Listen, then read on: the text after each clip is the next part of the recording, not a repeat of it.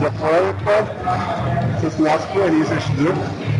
Атанас Райков от Viva.com, който отговаря за мобилни устройства и приложения.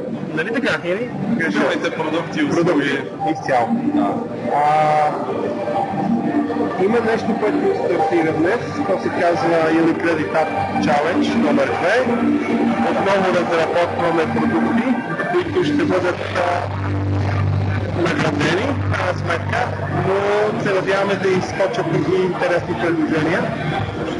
Кажи му повече вашата роля, твоята роля и какво правиш на това събитие.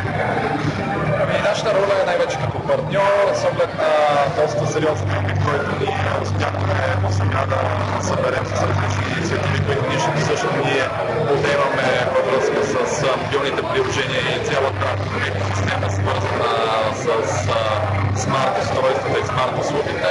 Ние се опитваме да помогнем на нашите партньори от Unicredit. Това наистина много добро и много интересно начинание, като често казвам, смятам, че това е една от най-интересните области в момента в мобилната индустрия, която наистина чака да бъде революционизирана, както бяха вече променени областите за изпращане на съобщения или за комуникация, така мобилните финанси и мобилните плащания за една област, която е определено.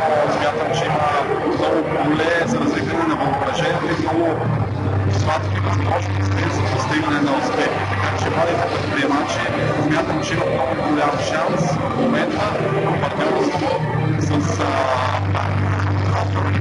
такъв огромен мащаб, който те разполагат, да натрупат опит в една област, която ще бъде супер бързо развиваща се надявам. Да разбирам ли, че от една страна тук виждаме едно състезание за нови приложения мобилни, които да помагат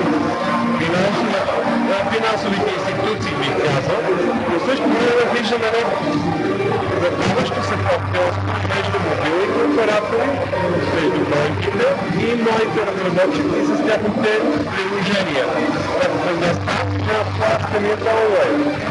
Дали правилно съм разбрал и това е насоката, в която вървиме. Да, наистина насоката. И ние смятаме, че това е една много интересна пресечна точка, където много неща предстоят да се случат. Там, където се пресичат комуникациите, мобилните услуги и приложения. На практика и самите плащания. Какво би казал на разработчици, които стоят на страна и все още не са се включили в това състезание? Защо да се включат според теб?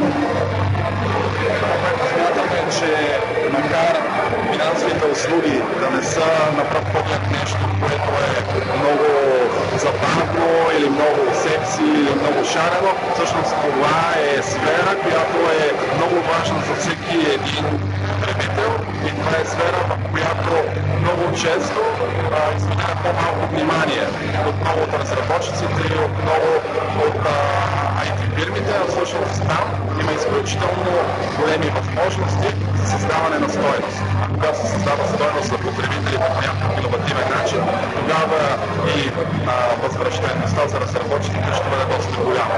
Така че ние наистина следим много внимателно този сектор. Сме готови включително и за много интересни партньорства, които биха се породили в резултат на това събитие и на бъдещи идеи от екосистемата в България.